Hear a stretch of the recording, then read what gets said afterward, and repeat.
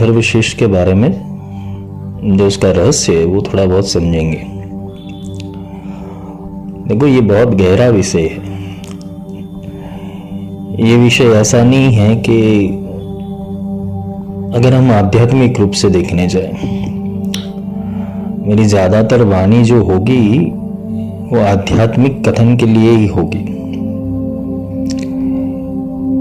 क्योंकि मेरा एक स्वभाव था पहले से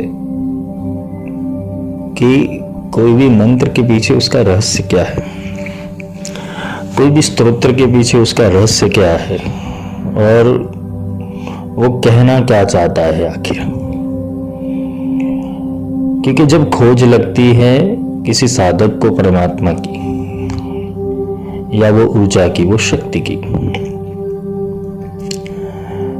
तो वो किसी ना किसी, अगर वो हिंदू है तो देवी देवता के माध्यम से उसकी पूजा पाठ करके, उसकी आरती करके, उसके स्तोत्र करके, उसके मंत्र करके वो प्रयत्न करता है कि वो उस तत्व को या ईश्वर को या देवी देवता को समझ पाए। क्योंकि हमारी कहानी अगर देखने जाए तो कहानी घर घर की है। हमारी जो ऋषि परंपरा है और भारतीय वेद परंपरा है, ये बहुत गहराई का विषय है। ये सामान्य कार्यों के लिए ये स्तोत्रों की रचना नहीं हुई है। स्तोत्र के अंदर लिखा जाता है, उसका जो फलश्रुति होता है उसके अंदर लिखा जाता है कि ये स्तोत्र इतनी बार करने से, ऐसे करने से ये लाभ होते हैं, और उसमें इतनी सारी चीजें दिखाई जाती है कि जो मनुष्य होता है वो लालची हो जाता है, लोभी हो जाता है, और लोभी होने से वो स्तोत्र का रट्टा मार लेता है। उसको लगता है कि मैं ये स्तोत्र करूंगा तो मुझे इसके फल प्राप्त होंगे, और जिससे होता क्या है, उसके मन में एक संवेदना पैदा होती है जिसे बोलते हैं कि एक काल्पनिक रचना पैदा होती है कि उसका स्तोत्र कोई सुन रहा है, या तो वो भगवान के सामने स्तोत्र करके अपने मनोमन के अंदर ही वो कल्पना कर देता है कि मुझे ये प्राप्त हो जाएगा। पर अगर वास्तविकता देखने जाए तो ऐसा कुछ होता नहीं है, एक मन घड़त कल्पना है और कुछ नहीं। और ऐसा भी नहीं है कि स्तोत्र गलत है, ऐसा भी नहीं है कि तुम जो कर रहे हो वो गलत है, तुम जो मंत्र पढ़ रहे हो वो गलत है, ऐसा कुछ नहीं है। यहां फर्क क्या होता है दृष्टिकोण का, समझने का। किसी भी विषय वस्तु को समझे बिना अगर उसे किया जाए, उसे प्रोसेस किया जाए, उस ऊर्जा को पुकारा जाए जिसको हम जानते तक नहीं है, तो वहां से रिफ्लेक्शन क्या होगा। गणपति के विषय में भी ऐसा ही है। लोगों को गणपति क्या लग रहे हैं, सुंड वाले, हाथी का सिर है, 2 बड़े कान है, छोटी आंखें है, चूहे के ऊपर बैठते हैं, पाश और अंकुश धारण करते हैं, और वो मंगल मूर्ति है, वो विघ्न निवारक है, वो विनायक है, वो एकदंतर है,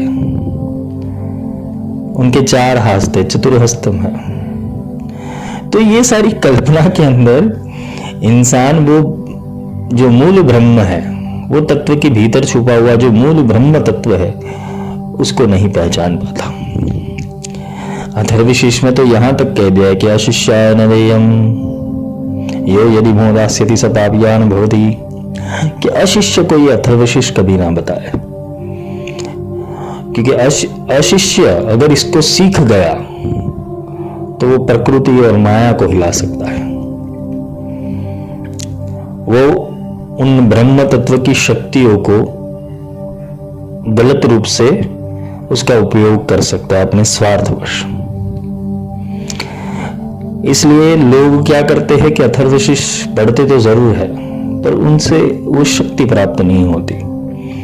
क्योंकि अथर्वशीष कोई फलदायक, फल देने वाला स्तोत्र नहीं है। अथर्वशीष वो बोध देने वाला स्तोत्र है। अथर्व का अर्थ क्या होता है पहले तो वो समझे, और शीर्ष का अर्थ क्या होता है।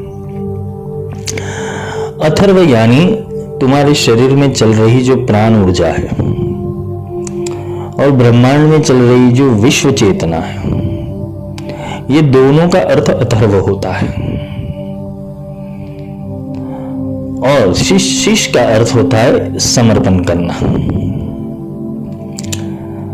अथर्व का एक अर्थ ये भी होता है, अथर्व का अर्थ होता है गुरु, और दूसरा अथर्व का अर्थ होता है शिष्य। जब गुरु अपनी अथर्व शक्ति के माध्यम से शिष्य के भीतर वो अथर्वा को उतारते हैं, तो शिष्य के प्राण सूत्रों के अंदर जो प्राण और चैतन्य शरीर है उसका वो जागृत करते हैं, जिसके भीतर वो शक्तियां, वो ऊर्जाएं, वो ब्रह्मवाणी शिष्य के भीतर उतरती है। इसलिए यहां पे ये बोला गया शिष्यायन देयम, क्योंकि अशिष्य क्या करेगा? जो शिष्य नहीं है, जो सीखा हुआ नहीं है, जिसको सीखना नहीं है, जिसको चलना नहीं है, जिसको ब्रह्म को समझना नहीं है, उसके लिए ब्रह्म एक माया प्राप्ति का साधन अगर हो जाता है तो उसको कभी मत दिया जाए। आपके घर में पुरोहित आएंगे, पंडित आएंगे, ब्राह्मण आएंगे, पूजा पाठ करेंगे गणपति का, 10 दिन गणपति के त्योहार के अंदर गणपति बिठाएंगे, रोज इस स्तोत्र का पाठ करेंगे अथर्वशीष का। कोई 11 बार करेगा, कोई 21 बार करेगा, कोई 108 बार करेगा, फिर अंत में जाके उसकी पूर्णाहुति के लिए 108 लड्डू का वो होमात्मक होम भी करेगा। वो यो मोदक सहस्त्रेण 1008 मोदक का हवन भी करेगा। पर अगर देखने जाए तो ये स्तोत्र के अंदर, अथर्वशीष के अंदर जो फलश्रुति दी गई है, अगर सच में ऐसा हो जाता है तो तुम्हारा कल्याण हो जाना चाहिए, तुम भटकते ही नहीं रहने चाहिए। ना ही फिर भगवान से कुछ मांगने की जरूरत है, ना गणपति से कुछ मांगने की जरूरत है। एक अंधविश्वास के अलावा कुछ नहीं है। अब इसका कारण समझाओ। अंधविश्वास क्यों? क्योंकि तुम बिना समझे कर रहे हो, बिना गणपति को जाने कर रहे हो, बिना गणेश तत्व को जाने कर रहे हो। जब गणेश तत्व को जान लिया तो अथर्वशीष बोलने का स्तोत्र नहीं है, अथर्वशीष महसूस करने का स्तोत्र है। जैसे जैसे साधक अपनी साधना के उच्च स्तर के ऊपर जाने लगता है, ऊर्जाओं का वहन उसके अंदर होने लगता है, तब गुरु स्तर बाय स्तर, स्टेप बाय स्टेप उसके अंदर वो अथर्व शक्ति का वहन करवाते हैं। उससे शिष्य की कलाएं खिलती है और जिससे वो आध्यात्मिक ऊर्जाओं के संवादों को समझ सकता है। और वो संवाद समझ के वो ब्रह्म का निरूपणम अपने भीतर, अपनी वाणी के भीतर और अपने कुल के भीतर वो ब्रह्म का अवतरण करवाता है।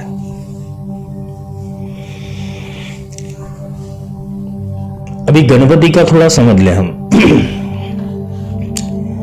गणपति किसे कहते हैं? गणाधिपति, जो गणों के अधिपति है, जो सद्गुणों के अधिपति है। हमारे भीतर उसे गुण कहते हैं। गुण का एक देवता होता है, उसे गण कहते हैं। गण यानी एक निश्चित चेतना, कोई निश्चित चेतना, जिसे शक्ति कहते हैं, ऊर्जा कहते हैं। वो किसी पर्टिकुलर गुण के साथ समूह में वो जब आगे बढ़ता है उसे गण का समूह कहते हैं, गणों का समूह कहते हैं। और ये सारे गण जो है, ये सारी ऊर्जाओं के जो मूल देवता है, त्वं मूलाधार स्थितोष नित्यम, वो सारी जो चेतनाओं के मूल देवता है उसे गणपति कहते हैं। गणाधिपति, जो गणों के भी अधिपति है। गण जिसकी शक्तियों से चलते हैं, जो गण होते हैं, क्योंकि यहां पे अगर देखने जाए कुंडलिनी शक्ति के अंदर तो मातृका शक्ति भी पड़ी हुई है और गण शक्ति भी पड़ी हुई है, क्योंकि जब तक वो मूलाधार का एक्सेलरेशन ऊर्जा का एक्सेलरेशन मूलाधार से ऊपर की ओर वहन नहीं करता, तब तक तुम साधना में सफल नहीं होते। इसलिए मूलाधार जो प्रथम चक्र है, जो पृथ्वी के ऊपर का प्रथम चक्र है, उसे मूलाधार कहते हैं। मैंने पिछले लेक्चर में भी समझाया था, ये पृथ्वी क्या है, ये पृथ्वी मंडल क्या है, ये गोला क्या है, ये ब्रह्मांड का मूलाधार चक्र है। वैसे ही आपके शरीर के अंदर वो पृथ्वी तत्व एलिमेंट वो मूलाधार चक्र के अंदर रह रही है। जीवन में सुख की प्राप्ति करनी है, जीवन में आध्यात्मिकता की प्राप्ति करनी है, जीवन में सारे सुखों की और ऊर्जाओं की उपलब्धि करनी है, तो हमारी परंपरा के अंदर, हिंदू धर्म के अंदर बोला गया कि पहले गणपति का आशीर्वाद ले ले, उनको प्रथम पूज्य बनाया गया। हमने स्टोरी सुनी है सब। हमने स्टोरी में क्या सुना है, जो टीवी सीरियल में दिखाते हैं या तो पुराण में जो बताया है, वो क्या बताया है कि गणपति पार्वती के मैल में से बनी है। अभी पार्वती कौन है? वो शक्ति का स्वरूप है, जिसे आदि शक्ति कहते हैं। वो आदि शक्ति का दूसरा जन्म है पार्वती। अभी इसके आदि पर्व में हम जाते हैं। आदि पर्व में यह हुआ था कि भाई सती का देह त्याग हुआ, और जो सती का देह त्याग हुआ उसमें से उनके शरीर के 52 टुकड़े हुए, 52 शक्तिपीठ अस्तित्व में आई, और फिर वो सारी ऊर्जाओं का शोधन करके भगवान शिव, प्रकृति ने, आदि शक्ति ने खुद की योग माया से पार्वती के रूप के अंदर जन्म लिया। तो ये हमने कहानी सुनी हुई है। पार्वती के भीतर से 10वां विद्या प्रकट हुई है, सती के भीतर से नहीं हुई है। सती के भीतर से 52 शक्तिपीठ पैदा हुई है। अब इसका थोड़ा रहस्य समझे तो कैसे है कि जो सत्य था पहले, जो शिव को सत्य मिला था और जिस सत्य की प्राप्ति हुई थी, जिसे सती कहते हैं, मैं थोड़ा आध्यात्मिक भाषा की बात कर रहा हूं, उसे जब शिव यानी जो परम ज्ञान, परम चैतन्य अवस्था है, परम ज्ञान अवस्था है, उसको सत्य तो प्राप्त हुआ, पर उस सत्य के अंदर थोड़े दोष थे। जिद्दपना था, अहंकारपना था। वो जब शिव यानी जो मूल ज्ञान है, परम तत्व है, वो शक्ति ने वो मूल तत्व की अवहेलना की, जिसके कारण क्या हुआ कि खुद को फिर गिल्टी फील हुआ, और जब शिव जी का अपमान हुआ, परम ज्ञान का अपमान हुआ, तो उन्होंने अपना देह भस्म कर दिया। यानी कि जो अपनी संचित ज्ञान था, संचित साधना थी, वो नष्ट कर दी अग्नि के अंदर, और उसको ब्रह्मांड के, जिसे जम्बूद्वीप बोलते हैं या पृथ्वीलोक बोलते हैं, जम्बूद्वीप तो बहुत बड़ा है, पृथ्वीलोक छोटा है, तो पृथ्वीलोक के ऊपर ये शक्तियां विराजमान हो गई।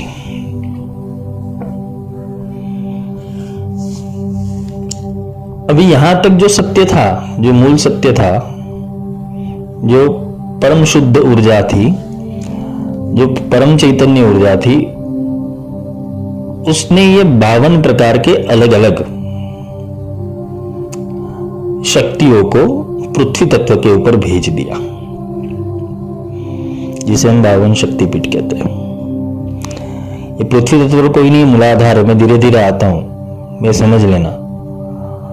सहस्त्रार से जब चेतना नीचे उतरी, जब पहले चेतना परम शिव के अंदर विलीन थी सहस्त्रार के अंदर, लेकिन जब माया का स्पर्श हुआ, माया का संग हुआ, तो आसक्ति का संग हुआ तो वो मूलाधार में जाके 52 टुकड़ों के अंदर, पृथ्वी तत्व के अंदर 52 टुकड़ों के अंदर बिखर गई, जिसे हम मातृका कहते हैं।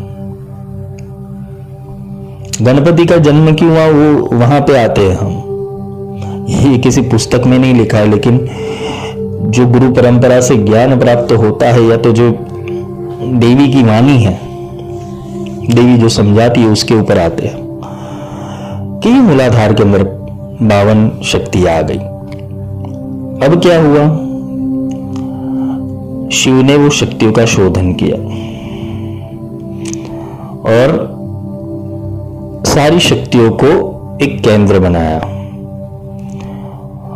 पर्वत का अर्थ ये भी होता है कि जो डिगे नहीं,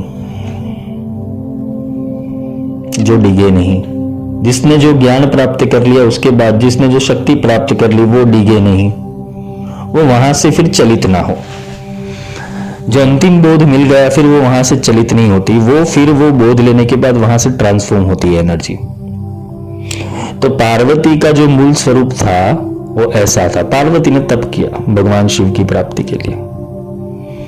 ये तो हम सबने सुना है कि पार्वती जी ने तप किया। जब पार्वती जी ने तप किया तो परम शिव तो समाधि में थे, उनके अंदर वो चेतना ही चली गई थी कि मैं शक्ति की प्राप्ति करूं। वो अपने निश्चल ध्यान के अंदर, समाधि के अंदर, निराकार स्वरूप के अंदर, अखंड धुन के अंदर लग गए थे और वैराग्य आ गया था, क्योंकि उन्होंने अपनी शक्ति तो खो दी थी। और फिर जब दूसरी बार वो शक्ति से मिलना था भगवान शिव को, तो उनको चाहिए थी कि अभी शक्ति पूरी रूप से कसौटी के ऊपर उतर के आए। ज्यादातर शिष्य के भीतर भी ऐसा ही होता है। फिर जाके वो देवी पार्वती ने भगवान शिव की तपस्या की, शिव से मिले, शिव की प्राप्ति की, सब हो गया। लेकिन ये जगत का उद्धार करने हेतु, ये जगत को समझाने हेतु, ये प्रकृति को समझाने हेतु और मानव जीवन के कल्याण हेतु पार्वती ने गणपति की रचना की। क्योंकि यहां पे पार्वती जी का स्वरूप कहां है, आदिशक्ति का स्वरूप कुंडलिनी के अंदर। अब जब कुंडलिनी के अंदर उनका स्वरूप है तो उनकी शक्तियों को आगे बढ़ाने के लिए, क्योंकि वो मातृ शक्ति है। मातृ का शक्ति कैसे बनी, जब किसी की मां बने तब मातृत्व आए तो मातृ का शक्ति बने ना, तब जाके उसके भीतर वो ममता की संज्ञा पैदा होती है। हम लोग ज्यादा ऊर्जा के बारे में ये क्यों कहते कि वो शक्ति ममतामयी है, करुणामयी है, क्योंकि उसके भीतर गुण प्रकट होने चाहिए। जब तक वो शक्ति के भीतर मातृत्व के गुण नहीं है तो वो किसी के ऊपर कृपा नहीं कर सकती। तो शिव जी ने तो वरदान दिया था, उसके कारण पार्वती जी ने अपने शरीर के मैल से गणेश जी की रचना की। उनका नामकरण नहीं हुआ था, कोई संस्कार नहीं हुआ था, लेकिन शक्ति है, शक्ति का पुत्र बना, आदिशक्ति का पुत्र बना। अभी आदिशक्ति का पुत्र जो है और पार्वती जी का पुत्र, वो तो अटल और एक ही दिशा में ट्रांसफॉर्म होने वाली ऊर्जा थी।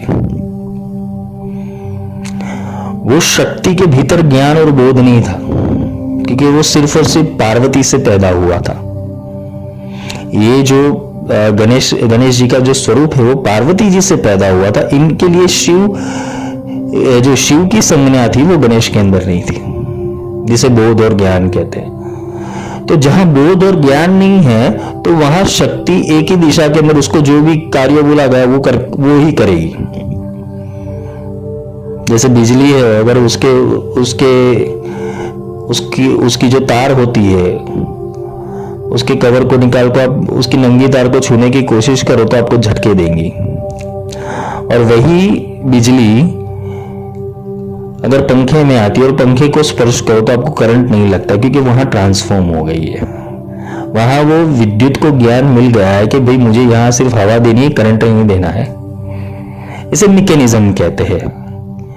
ऐसे ही जब गणेश जी का जन्म हुआ, जो पार्वती जी ने जो अपने मैल से पुतला बनाया, तो उसके भीतर शक्ति का संचय किया। पर वो शक्ति का संचय करने के बाद, पार्वती तो शक्ति है, सिर्फ इतना कह दिया कि कोई भी अंदर आना नहीं चाहिए। अंदर आना नहीं चाहिए यानी जो कुंडलिनी शक्ति है वो वहां तक कोई आना नहीं चाहिए। इसलिए है गणेश तुम द्वार के ऊपर खड़े रहो। मूलाधार के अंदर कोई प्रवेश नहीं करना चाहिए, क्योंकि वहां शक्ति अपने कार्य में है। वहां ऐसा बोला कि भी स्नान करने गई है, या तो जो नहाने गए थे पार्वती जी और गणेश जी को द्वार के ऊपर बैठा दिया। इसका अर्थ ये होता है कि जी पार्वती जी अपने स्वरूप में थी, वहां शुद्ध रूप से शक्ति थी। इसलिए बाहर गणेश जी को बिठा दिया, जो शक्ति का ही स्वरूप है, और सिर्फ उसके अंदर शक्ति की ही ऊर्जा है, शिव की ऊर्जा नहीं है अभी तक। अब शिव जी आते हैं, उनको देखते हैं गणेश जी को, फिर उनका युद्ध होता है। युद्ध होने के पश्चात वो शिव जी को क्रोध आता है और अपने ही पुत्र के ऊपर वो त्रिशूल चला देते हैं।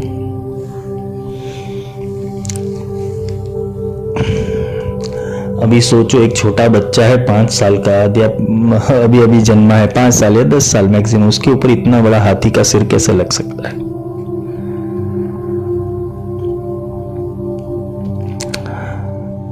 हम पूजने के लिए बैठते गणेश जी को, लेकिन गणेश जी का जो विज्ञान है वो समझ में नहीं आता, इसलिए हम पूजा करते हैं। यहां पे त्रिशूल ही क्यों चलाया शिव जी ने? सारे देवी देवता आ गए, थक गए। सारे देवी देवता वो शिव जी की सहाय में आ गए, थक गए युद्ध करते करते, क्योंकि वो तो शक्ति का पुत्र है, वो तो प्योर एलिमेंट है, प्योर ऊर्जा है, पर उसके अंदर ट्रांसफॉर्मर नहीं है। और ट्रांसफॉर्मर ना होने के कारण क्या होता है कि ऊर्जा सीधा संवाद करती है, वो रुक के नहीं आती।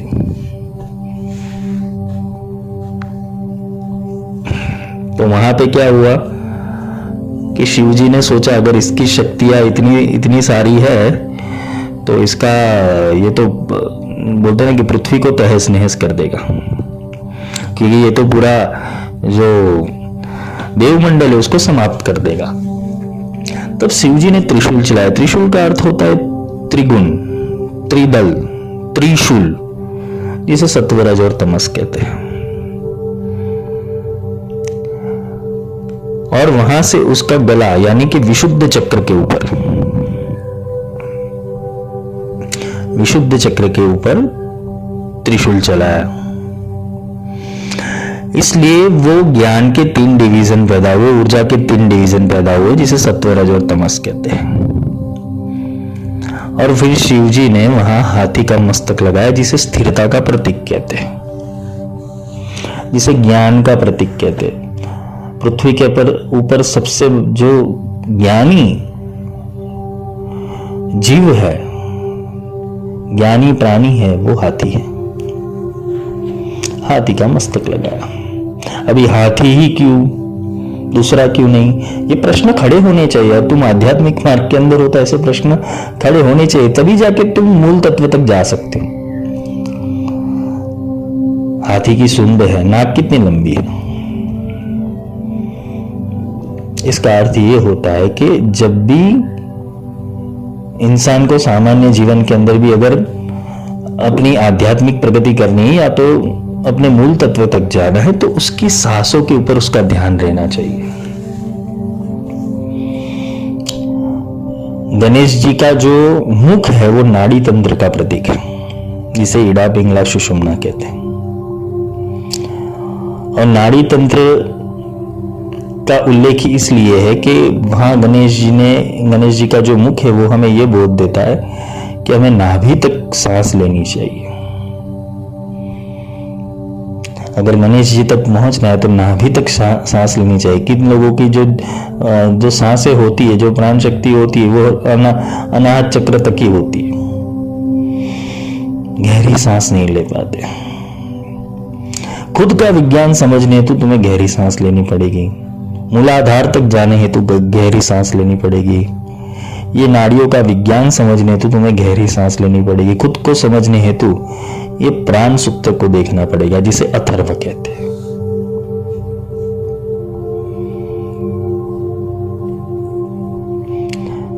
अथर्वशीष पंचदेव के हैं, और पंचदेव के अंदर जो मूल ऊर्जा है,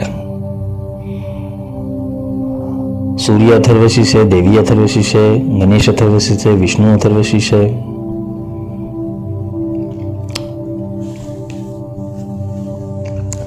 तो ये जो पंच महादेव है, पंचदेव है, उनके अथर्वशीष है। अथर्व का ये अर्थ होता है कि उनकी अथर्व शक्ति। जैसे अगर आप देखने जाए तो पानी है, उसकी भी आवाज है, सूर्य से भीतर भी आवाज आती है, हवा की भी एक आवाज है, उसके भी प्राण है, अग्नि के भी प्राण है, उसमें से भी आवाज आती है, जल के भी प्राण है, पृथ्वी के अंदर भी प्राण है, इसलिए तो वो पैदा करती है सब कुछ। तो इस सब चीजों के भीतर जो ऊर्जा कार्य कर रही है उसे अथर्व कहते हैं, उसे संज्ञा कहते हैं।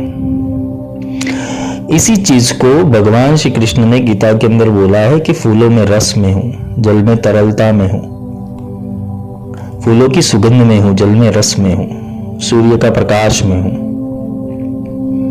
तो पीछे का जो तत्व है, मूल जिससे ऊर्जा केंद्रित हो रही है वो नहीं, उसके पीछे जो ऊर्जा कार्य कर रही है वो। तो ये सारी चीजें और ये सारा बोध समझने हेतु अथर्वशीष को समझना है। त्वं भूमिरापो नलो नीलो नभः, वो भूमि भी है, वायु भी है, पृथ्वी भी है, जल भी है, आकाश भी है, सब है। तो फिर हम उसकी प्रतिमा की पूजा क्यों करते? क्योंकि वेदों के अंदर तो गणेश का कोई आकार ही नहीं दिखाया, पर यह बोध स्वरूप एक प्रतीक दिया गया कि गणेश जी ऐसे दिखते हैं। अगर हम हमारे शरीर की बात करें तो मूलाधार जो चक्र है, मूलाधार चक्र है, उसके अंदर गणेश जी की संज्ञा दी गई है, और मूल गणेश जी का वास है हमारे ब्रेन के पीछे के भाग में।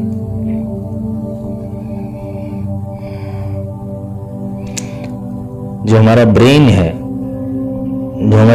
जो हमारा स्पाइनल कॉर्ड है, उससे थोड़ा ऊपर, उससे थोड़े अंदर, जो हमारा पीनियल ग्लैंड है, उससे पीछे, वहां गणेश जी का वास है।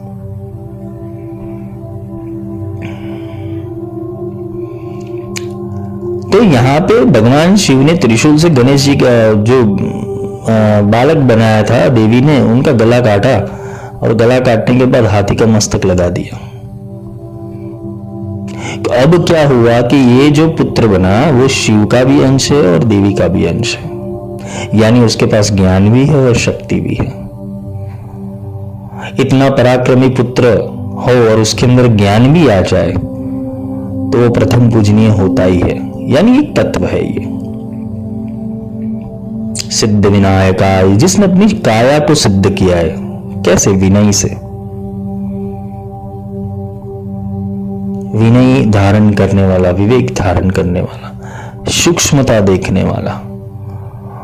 गणेश जी का जो साधक होता है वो अति दिव्य होता है, तेजोमय होता है, शांत चित्त वाला होता है, गंभीर होता है, और उसके पास किसी भी समस्या का हल होता है, क्योंकि उनका मस्तिष्क बड़ा है, उनका ब्रेन पूरे ब्रह्मांड की ऊर्जाओं को धारण करता है, और उनके जो कर्ण है उसमें से सूक्ष्माति सूक्ष्म आवाज भी उनके कर्ण को सुनाई देते हैं।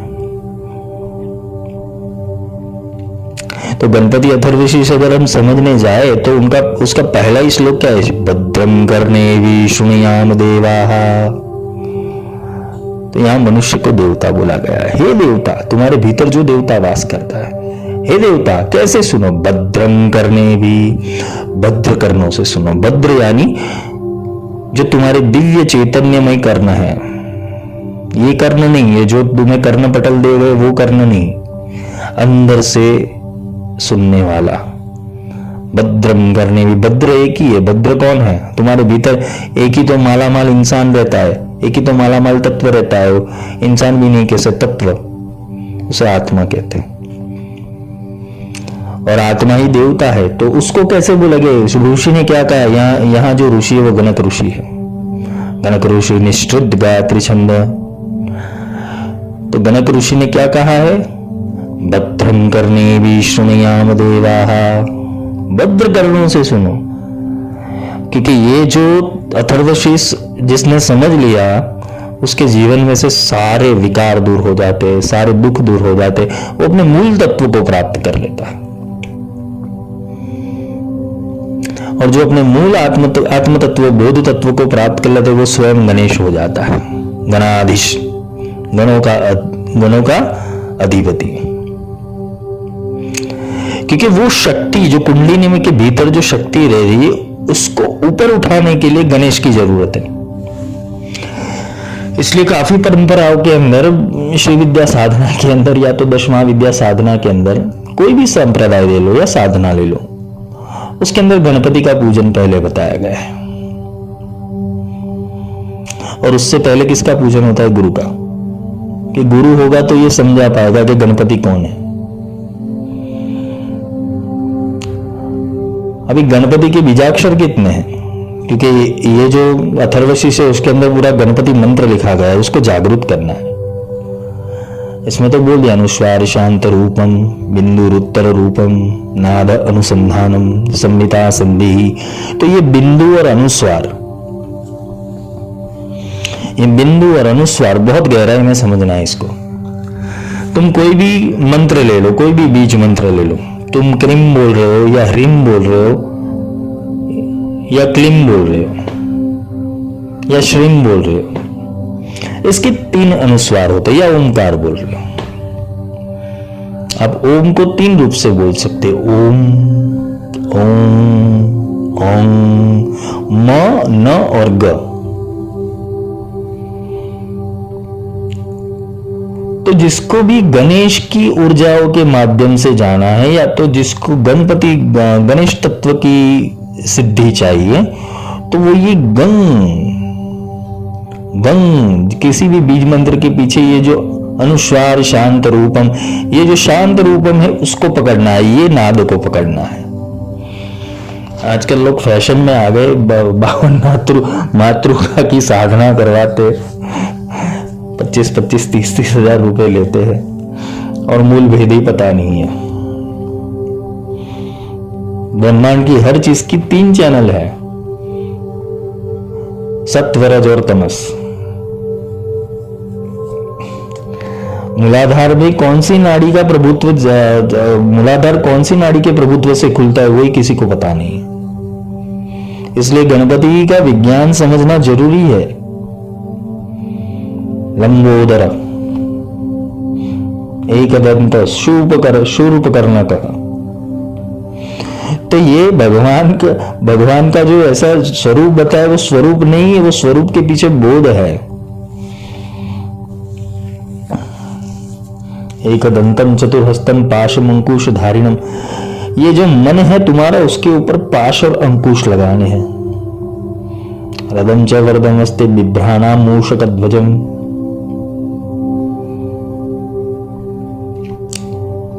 विघ्न नाशो विनायक बोला गया है। अथर्वशीष में क्या बोला? विघ्न नाशो विनायक। जिसने अपनी काया सिद्ध कर ली है, जिसने अपने प्राण सूत्र, अपने बॉडी को एनर्जाइज कर दी है, वो अथर्व सिद्धि से पूरी बॉडी को एनर्जाइज कर दी है, तो वो क्या बन जाता है? विघ्न नाशो विनायक। उसके आधे विघ्न तो यहीं पे दूर हो जाते हैं। क्योंकि तुम्हारे ऑर्गन वो प्रोडक्ट करते हैं, सारी चीजें प्रोडक्ट करते हैं। तुम्हारी दवाई भी अंदर से है, तुम्हारी दवाई भी शरीर के भीतर से ही होती है। ये तो जो बाहर से तुम भी कुछ भी इंटेक करते हो, वो क्या होता है? वो एक प्रकार का एंटीबायोटिक या तो सप्लीमेंट्स इसे बोला गया है। किंतु अगर देखने जाए, अगर हमारी शरीर के ऊपर हमारा पूर्णत्व काबू, ये पंचभूतों के हमारा ऊपर हमारे अगर साधना से उसके ऊपर पूर्णत्व काबू लिया जाए तो हम किसी भी रोग को ठीक कर सकते हैं, खुद के और दूसरों के।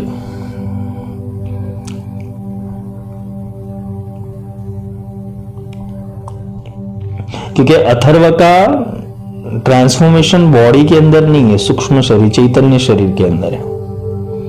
अथर्व का वहन बॉडी में नहीं होता। ये जो अथर्व शीर्ष पढ़ रहे समझ रहे हम, तो अथर्व का जो ट्रैवलिंग है उस स्थूल शरीर में नहीं है, सूक्ष्म शरीर में है, चैतन्य शरीर के अंदर है।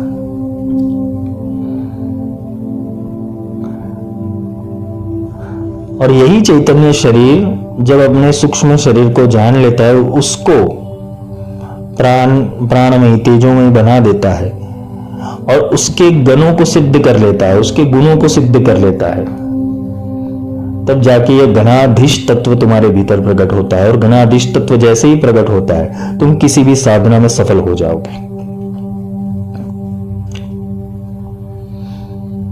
तुम ब्रह्मांड की किसी भी ऊर्जा को प्राप्त करना चाहो वो कर सकते हो।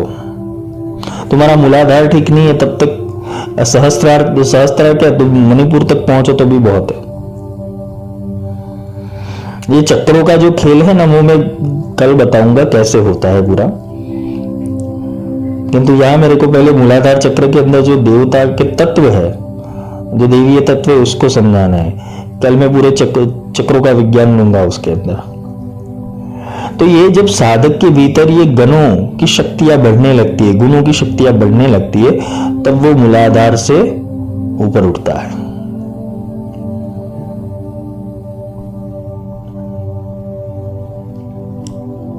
वो द्वार खोलता है फिर शक्ति का। और आपने गणेश पुराण या देवी पुराण या तो देवी भागवत अगर पढ़ाओ तो उसके अंदर बोला गया है कि गणेश के लिए शक्ति सिद्ध ही थी।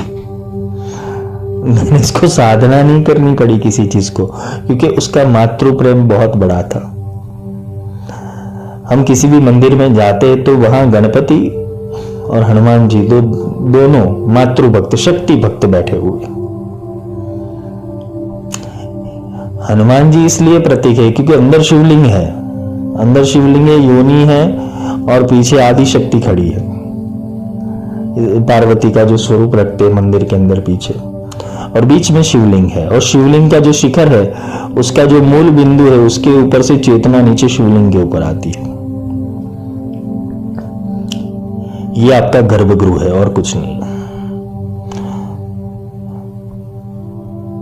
तो जो कछुआ है, वो कछुआ किसका प्रतीक है? इंद्रियों को समेटो। पहले तो नंदी की तरह, जब पहले हम मंदिर में जाते हैं शिव मंदिर के अंदर, तो नंदी है। नंदी किसका? धैर्य का प्रतीक है। क्योंकि आध्यात्मिक दर्शन के लिए, परमात्मा के दर्शन के लिए पहले तुम्हारे भीतर धैर्य होना चाहिए, धर्म होना चाहिए। तो नंदी है, वो धर्म का प्रतीक है। फिर कछुआ आता है। कछुआ क्या सिखाता है कि अपनी इंद्रियों को शांत करके अपने कवच में चले जाओ, अपने भीतर उतरो, तो लंबा जी पाओगे। कछुआ लंबा जीता है और ज्ञान भी अर्जित कर पाओगे। ये दोनों मंदिर के बाहर मिलते हैं हमें। मंदिर यानी गर्भगृह के बाहर। तो पहले तुम्हें धर्म सिखाया जाता है, पहले नीति नियम सिखाया जाता है, पहले धैर्य सिखाया जाता है। तुम्हें पहले आध्यात्मिकता के अंदर सद्गुणों को कैसे प्राप्त करना है वो सिखाया जाता है। फिर जाके कछुए की गति से तुम्हारी साधना शुरू होती है। क्योंकि तुम्हारा जो मूल तत्व है क्या? शिव है, शक्ति है, परम ज्ञान और परम चैतन्य, परम बोध और परम शक्ति, ये दोनों की प्राप्ति करनी है, जो दोनों एक ही है।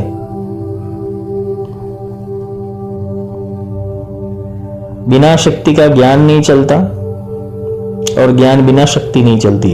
इसलिए दोनों अर्धनारीश्वर स्वरूप के अंदर है। अब जब कछुए से आगे जाते तो एक साइड गणपति है, एक साइड हनुमान जी है। दोनों शक्ति के पुत्र, दोनों मातृभक्त हैं। गणेश जी इसलिए है कि उनके जैसे विनय, विवेक और विद्यावान बनना है, चातुर्य वाला बनना है।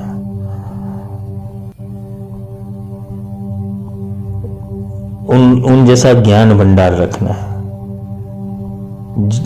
और हर एक चीज के भीतर शांति से कार्य करने का।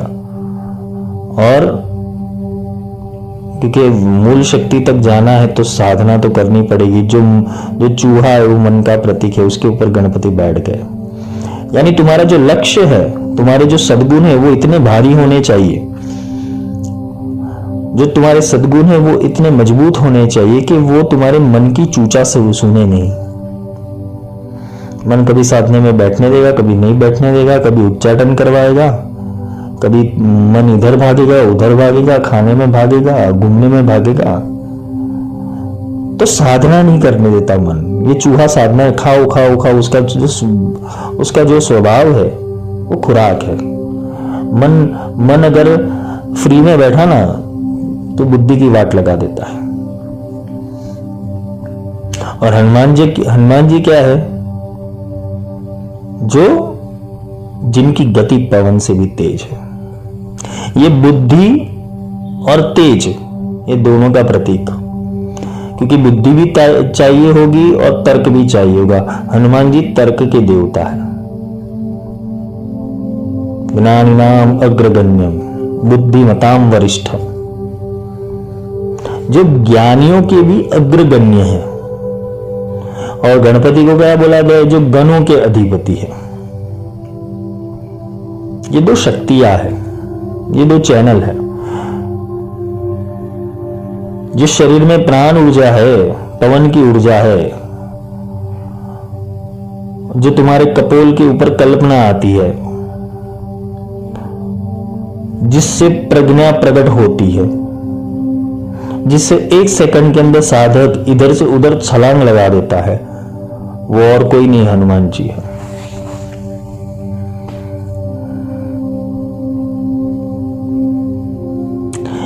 इसलिए हनुमान चालीसा का पहला ही शब्द क्या है? श्री गुरु चरण सरोज रज निज मन मुकुर सुधार।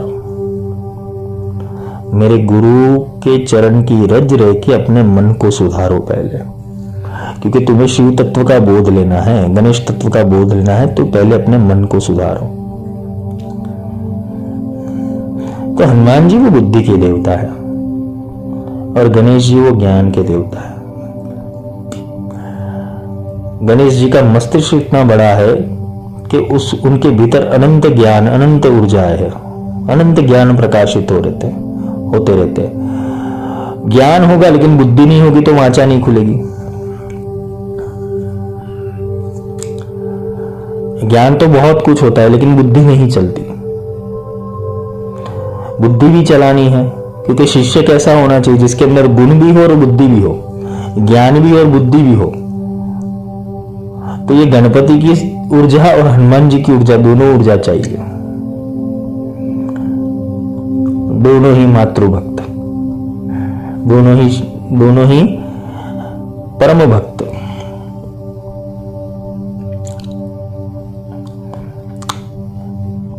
इसके बाद अंदर प्रवेश होता है, जिसे शिव शक्ति संयोग कहते हैं। जिस शिवलिंग की पूजा करते हो, दूध चढ़ाते हो, बेलपत्र चढ़ाते हो, फिर शिव जी को गंदा करके फिर बाहर निकल जाते हो।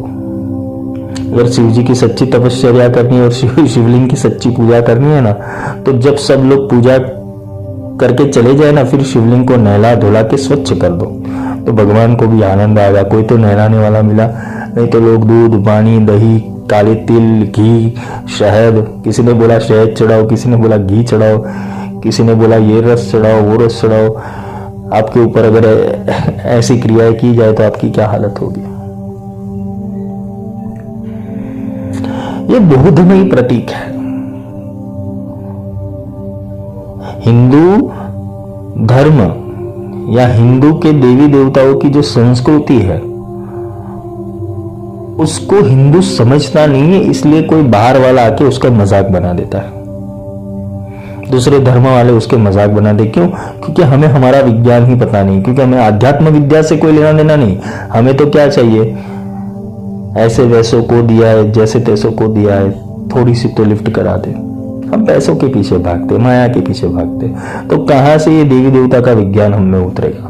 हम भगवान के पास 2 मिनट से ज्यादा खड़े कहां रहते तो समझने लायक रहेंगे। प्रश्न कहां खड़े होते? हम रोज भगवान की देवी देवताओं की पूजा करते, प्रश्न खड़े नहीं होते, और प्रश्न खड़े खड़े होते लेकिन उत्तर नहीं मिलता, ये प्रॉब्लम है।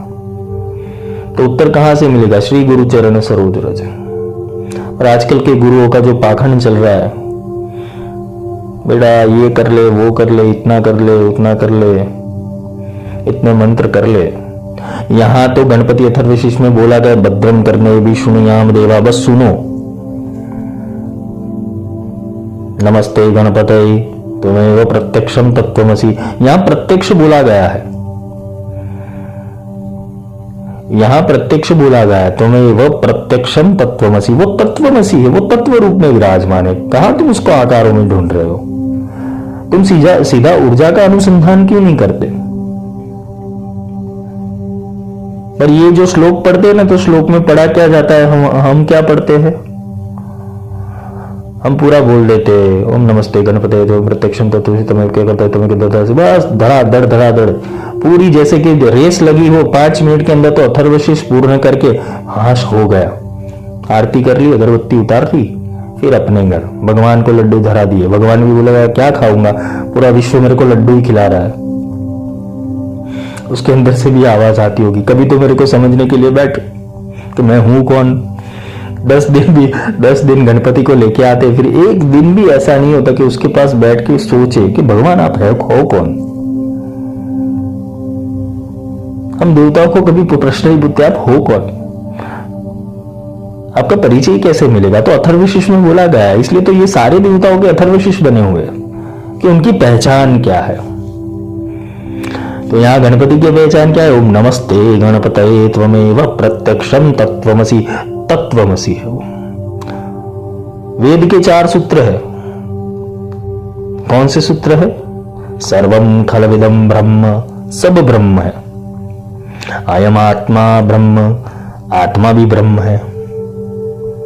तत्त्वमसि, आत्मा क्या है? तत्व है। फिर अहम ब्रह्मस्मि, मैं ब्रह्म हूं।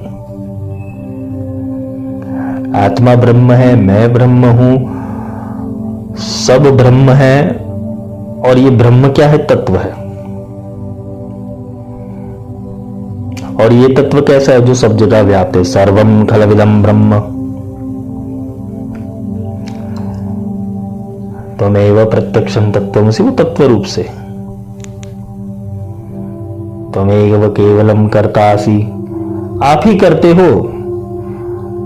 ये साक्षी स्वरूप में अगर इंसान अपने साक्षी स्वरूप में पहुंच जाए तो सब कुछ दिखाई देने लगेगा उसे। वो गणपति की ऊर्जाओं को महसूस करने लगा। त्वमेव प्रत्यक्षम तत्त्वमसि, वो तत्व रूप से सब जगह विद्यमान है। क्योंकि अगर पूरी हम पंचभूतों को क्या बोलते? पंच तत्व बोलते।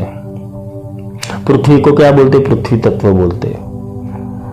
जल को क्या बोलते? जल तत्व बोलते। अग्नि को क्या बोलते? अग्नि तत्व। सब तत्व है। और ये सब तत्वों के भीतर भी एक तत्व है जिसे निहि तत्व बोलते हैं, जिसे निहि तत्व बोलते हैं। जैसे मैंने पहले के लेक्चर में समझाया था श्री सूक्तम के अंदर के हाइड्रोजन और ऑक्सीजन मिले H2O हो तो पानी बनता है, तो वो पानी तत्व हो गया, उसे रसायन कहते हैं। 2 तत्व इकट्ठे हो तो तीसरा जो बनता है उसे रसायन कहते हैं। तो 2 तत्व है, तो 2 तत्वों के भीतर जो तत्व है वो कौन सा है? जैसे हाइड्रोजन बना किससे? ऑक्सीजन बना किससे? ये वायु तत्व के ही 2 आविष्कार थे, तो वायु बना कैसे? इसीलिए निहि तत्व को समझना है। तो ये जो है तो सब तत्व रूप के अंदर ही विद्यमान है, इसलिए बोला है तो प्रत्यक्षम तत्त्वमसि त्वमेव केवलम कर्तासि। तो जो तत्व है वही तो सब कुछ कर रहा है। त्वमेव केवलम धर्तासि, जो धारण किया हुआ है सब कुछ, तो तत्वों ने तो ही धारण किया हुआ है। त्वमेव केवलम हर्तासि, जो चला जा रहा है, जो हरण करने वाला है, जो धारण करने वाला है, जो हरता है, वो भी तो तत्व ही है। सत्व, रज और तमस। ये गुण है। तो गुण कहां से प्रकट होते? तत्व में से। तत्व कहां से प्रकट होता है? निहित तत्व से। तो निहित तत्व कहां से प्रकट होता है? इतना गहरा सोचना पड़ता है, क्योंकि इतना नहीं सोचोगे तो मूल तक नहीं जाओगे। ये जो पूरा प्रोसेस है ना गणपति अथर्वशीष से, वो पंचीकरण से समझा जाता है। और अगर अथर्वशीष को अगर समझाने गया तो 10-15 दिन तो समझ लो कि पूरा डिटेल में समझाने गया, रोज के 2 घंटे भी कम पड़ेंगे, इतना गहरा है। लेकिन यहां साधकों के हित के लिए छोटा छोटा लाइन ले लेते हम कि जो गणेश है मूल तत्व है, गुणों का मूल तत्व, उसे गणेश कहते हैं। और गणेश की व्याख्या यहां अथर्वशीष के अंदर बहुत की। ओम पहले कहां है? नाद है, नाद ब्रह्म। ओम से ही सब उत्पत्ति हुई है। ओम नमस्ते। तो मैं वो पर ब्रह्म ओमकार को, जो नाद ब्रह्म है उसको, जो शब्द ब्रह्म है उसको, ओमकार वो शब्द ब्रह्म है। ओमकार जहां से पैदा होता है वो नाद ब्रह्म है। इस दोनों में फर्क है, क्योंकि वो साउंड है, जबकि ओमकार वो अक्षर है। ओम को लिख सकते, बोल सकते, और उसके पीछे का जो साउंड है वो नाद ब्रह्म है। इसे मूल नाद, इसलिए ओमकार को मूल नाद बोला गया है कि इसमें से सब कुछ प्रकट हुआ है। इसे ही कहते हैं कि पहला शब्द पिंड में, दूजा पिंड से बाहर, तीजा है ब्रह्मांड में, चौथा ब्रह्मांड पार।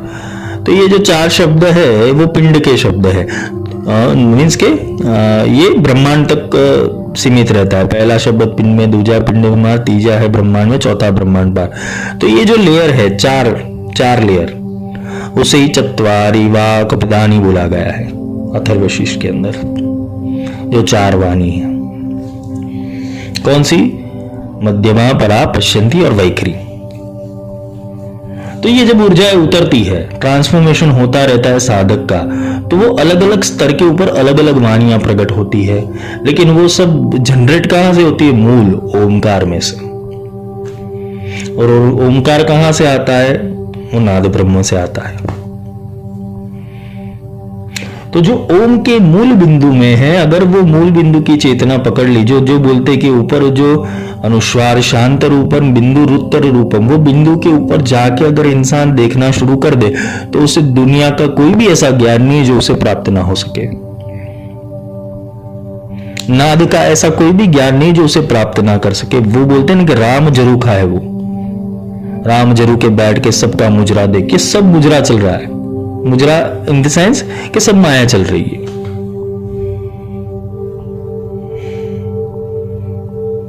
क्योंकि निहित तत्व के ऊपर जाने के बाद साधक के लिए कुछ भी असंभव नहीं रहता है, कुछ भी समझने का असंभव नहीं रहता है। चाहे वो वेद हो, उपनिषद हो, मंत्र हो, शास्त्र हो, आगम हो, निगम हो, क्योंकि सब वो ओम से ही उत्पत्ति हुई है, वो मूल ब्रह्म से ही उत्पत्ति हुई है। इसलिए ओमकार को साक्षी रखते हुए गणपति का अथर्वशीष का पहला लाइन शुरू होता है, ओम नमस्ते गणपते त्वमेव प्रत्यक्षम तत्वमसि। इसको सीधी भाषा में अगर समझे तो, हे ओमकार, मैं आपके भीतर जो तत्व रूप से निवास कर रहे वो देवता को प्रणाम करता हूं, उनको नमस्कार करता हूं कि वही करता है, वही धरता है, वही पालन करने वाला है, वही पोषण करने वाला है, वही संहार करने वाला है। मैं उस तत्व को प्रणाम करता हूं।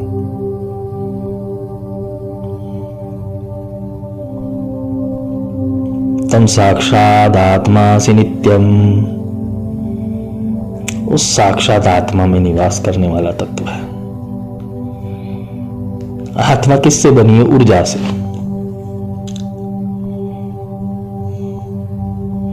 आत्मा कहां है? सब जगह है। आत्मा कहां नहीं है? आत्मा कहां पे नहीं है? आत्मा सब जगह है। आत्मा माया में नहीं है, पर माया जो है, माया को अपने स्वरूप को प्रगटाने हेतु आत्मा की जरूरत पड़ती है। सोचो ये 84 या लाख योनियां क्यों बनाई है? कॉकरोच क्यों बनाया भगवान ने?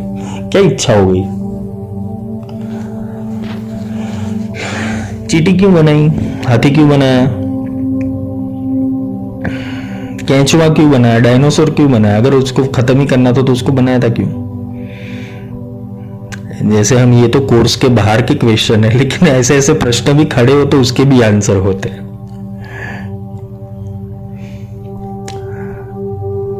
त्वं साक्षात आत्मा से नित्यम, वो आत्मा के अंदर निवास करने वाला तत्व है। तो आत्मा कौन है?